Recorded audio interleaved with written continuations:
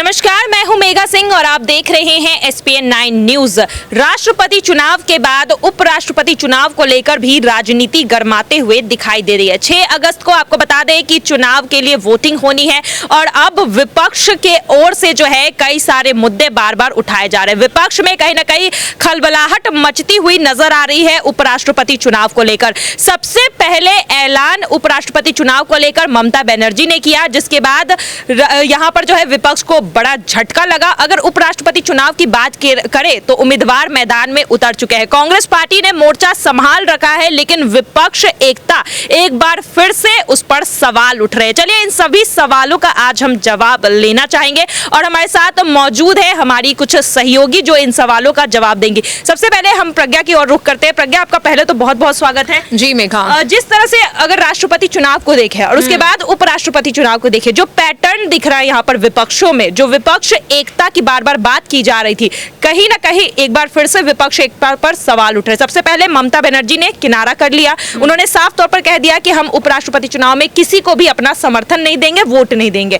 उसके बाद देखा जा रहा है मायावती भी अब कहीं ना कहीं किनारा कर रही है। तो क्या विपक्ष जो है बीजेपी से डर रही है? लेकिन क्या वजह है? एक ये तो डर रही है या यहाँ पर कांग्रेस पार्टी इकट्ठा करने में वो कामयाब नहीं हो पा रही? जी बिल्कुल, देखिए मेघा, जिस तरह से हमने राष्ट्रपति चुनाव के दौरान भी देखा कि जब कैंडिडेट का यहाँ पर ऐलान किया गया, यशवंत सिन्हा को खड़ा जब किया गया, उस वक्त पूरा यहाँ पर जोरों शोरों से उनका स्वागत किया गया, पूरा ऐलान किया गया। कांग्रेस पार्टी की बात करें तो राहुल गांधी ने उनका काफी स्वागत किया और उनका प्रचार भी करते हुए नजर आए। लेकिन जैसे जैसे चुनाव की तारीख, वोटिंग की तारीख नजदीक आई, कहीं ना कहीं विपक्ष टूटता हुआ दिखाई दिया। जिस तरह से सबसे पहले ममता बनर्जी ने झटका दिया और उसके बाद शिवसेना ने झटका दिया, उद्धव ठाकरे ने एनडीए को समर्थन दे दिया। और ऐसा ही अब यहां पर देखने को मिल रहा है उपराष्ट्रपति चुनाव में। हालांकि यहां पर विपक्ष की जो एकता है वो काफी पहले ही टूट गई। जिस तरह से ममता बनर्जी ने, तो आप ये देखिए कि जब राज्यसभा चुनाव, माफ कीजिएगा, जब राष्ट्रपति चुनाव के लिए वहां पर वोटिंग की गिनती ही चल रही थी, तभी उन्होंने यहां पर साफ कर दिया था। और अगर यहां पर बात करें मायावती की,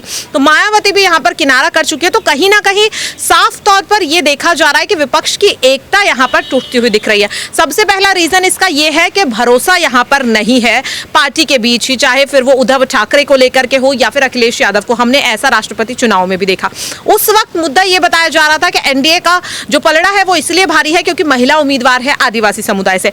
लेकिन इस बार तो विपक्ष ने एक महिला उम्मीदवार को ही खड़ा किया है। लेकिन फिर भी अगर यहां पर विपक्ष में एकता नहीं दिख रही है, तो साफ तौर पर दिख रहा है कि जो इस वक्त बीजेपी का वर्चस्व है और बीजेपी जिस तरह से लगातार मजबूत हो रही है, तो कहीं ना कहीं विपक्ष उनसे डर रहा है। वहीं अगर बात करें, आपका जिस तरीके से दूसरा सवाल था कि कांग्रेस जोड़ने में यहां पर कहीं ना कहीं असमर्थ है, उसके पीछे रीजन यह है कि इस वक्त कांग्रेस अपने निजी मुद्दों में ही यहां पर सिमटी हुई नजर आ रही है। जिस तरह से राहुल सोनिया पर ईडी के शिकंजे यहां पर कसे हुए देखने को मिल रहे हैं। वहीं अगर बात करें उनके नेता जिस तरह से उन्हें धोखा देते हुए दिखाई दे रहे हैं, तो कहीं ना कहीं यहां पर कांग्रेस पार्टी इस वक्त अपने निजी मुद्दों में इस कदर फंस गई है कि अब उपराष्ट्रपति चुनाव में विपक्ष को जोड़ने में यहां पर कहीं ना कहीं सफल नहीं होती हुई दिखाई दे रही है। जी बिल्कुल, विपक्ष एक साथ आने में सफल नहीं हो पा रही है। तो क्या यहां पर जो एनडीए की दावेदारी है इससे मजबूती होती हुई नजर आ रही है? क्या चुनाव से पहले एनडीए जीतती हुई नजर आ रही है? जी बिल्कुल मेघा, देखिए अगर अब इस वक्त देखें, कहीं ना कहीं अगर जो एनडीए का उम्मीदवार है यानी कि जगदीप धनखड़, उनका अगर हम देखें, इस वक्त उन्हें प्रचार करने की भी जरूरत नहीं पड़ रही है क्योंकि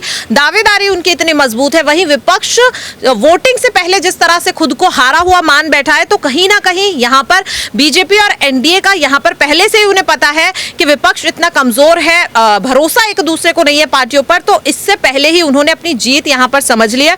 और यही वजह है कि जैसे जैसे वोटिंग का दिन नजदीक आ रहा है, जो कांग्रेस पार्टी है उनसे विपक्ष धीरे धीरे अपना किनारा करते हुए दिखाई दे रहे हैं। जी बिल्कुल, यहाँ पर विपक्ष कहीं ना कहीं कांग्रेस पार्टी से किनारा कर रही है, कहीं ना कहीं एनडीए के सामने पहले ही झुकती हुई नजर आ रही है, टूटती हुई नजर आ रही है विपक्ष। चलिए, हमारे साथ प्रज्ञा जुड़ी हुई थी और अब हमारी एक और सहयोगी हमारे साथ है, साक्षी। साक्षी, आपका बहुत बहुत स्वागत है। पहले तो साक्षी, जिस तरह से आज उपराष्ट्रपति चुनाव हो रहे हैं, जिस तरह से आज देखा जा रहा है कि चुनाव से पहले जो विपक्ष टूटती हुई नजर आ रही, जो विपक्ष का खेल है वो साफ तौर पर बिखर गया है। लेकिन इसी बीच मायावती के खेल को आप किस तरह से समझ रहे हैं? क्योंकि मायावती सामने से तो यही दिखाती है कि वो बीजेपी को समर्थन नहीं देती है, सामने से जो है बीजेपी पर पलट पलटवार पे पलटवार करते रहती है, लेकिन पर्दे के पीछे की राजनीति देखिए कि हर बार मायावती ने कहीं ना कहीं ऐन मौके पर आकर विपक्ष का साथ छोड़कर हमेशा से जो है बीजेपी का साथ निभाया है। और राष्ट्रपति चुनाव में भी एक उनके पास जो है एक कह लीजिए बहाना था कि महिला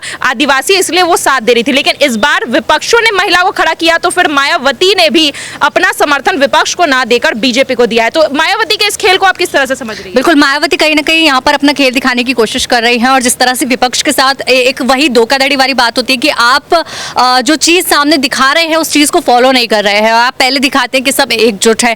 पहले भी ये चीज़ें हो चुकी, जब राष्ट्रपति चुनाव आया था उस वक्त भी ये चीज़ें दिखाई दे रही थी कि विपक्ष ये दिखाते हैं कि हम साथ हैं, लेकिन कहीं ना कहीं आप किसी न किसी चीज़ की वजह से अलग हो जाते हैं, जिसकी वजह से आगे दिक्कतें हो जाती हैं। और यहाँ पर भी जिस तरह से मायावती का ये खेल देखने को मिल रहा है, तो हाँ, विपक्ष इस चीज़ों की वजह से, इन चीज़ों की वजह से कमज़ोर होती हुई दिखाई दे रही है कि आप जो खेल खेल रहे हैं वो सही से नहीं खेल पा रहे हैं। जी बिल्कुल, आज देखा जा रहा है कि विपक्ष जो है अपना खेल सही से नहीं खेल पा रही, लेकिन यहाँ सवाल कांग्रेस पार्टी पर भी उठ रहे हैं। इससे पहले ममता बनर्जी ने कमान संभाली थी तो कांग्रेस पार्टी ने कहा था कि ममता बनर्जी ठीक से जो है नेतृत्व नहीं कर पा रही है, इसलिए उपराष्ट्रपति चुनाव में कांग्रेस ने अपने हाथ में कमान ली। लेकिन आज कह सकते हैं कि कांग्रेस पार्टी से भी अब ये कमान नहीं संभल रही उपराष्ट्रपति चुनाव से पहले, जिस तरह से विपक्ष बिखरता हुआ नजर आ रहा है। बिल्कुल, जैसे कि अभी प्रज्ञा ने भी कहा कि कांग्रेस अभी अपने निजी मुद्दों से ही नहीं उभर कर आ रही है, और यही एक बड़ी वजह है कि कांग्रेस पहले अपने निजी मुद्दों को संभाल ले, उसके बाद जो है उपराष्ट्रपति चुनाव के बारे में सोचे, या फिर उनके बारे में जिस तरह से कमान लेने की कोशिश कर रहे हैं उसको संभालने की कोशिश कर रहे हैं, उनका ध्यान दे।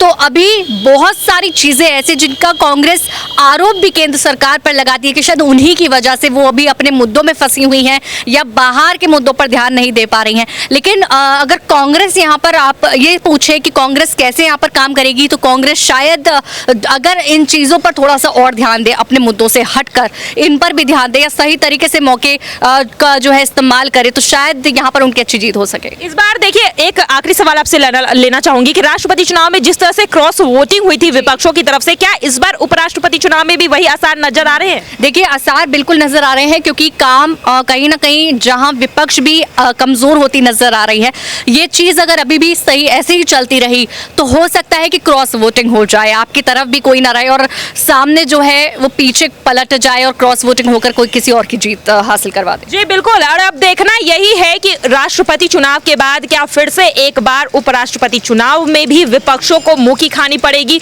जिस तरह से राष्ट्रपति चुनाव में विपक्ष बिखरती हुई नजर आई थी, जिस तरह से विपक्ष के अंदर खेल चल रहा था, क्या वही खेल एक बार फिर से दोहराया जा रहा है उपराष्ट्रपति चुनाव में? और क्या इस बार भी क्रॉस वोटिंग और विपक्षों की तरफ से धोखा मिलेगा यहाँ पर देखा जा रहा है कांग्रेस पार्टी को? तो चलिए, एक ये अहम मुद्दा है, आपकी इस पर क्या राय है जरूर हमें कमेंट बॉक्स में लिखकर बताइएगा कि 6 तारीख को जब यहाँ पर उपराष्ट्रपति के चुनाव होंगे तो आखिर जीत किसकी होगी, जगदीप धनखड़ की या फिर मार्गरेट अल्वा की? आपकी इस पर क्या राय है जरूर हमें बताइएगा। फिलहाल आज के लिए बस इतना ही, आगे की खबरों के लिए देखते रहिए SPN9 न्यूज़। धन्यवाद।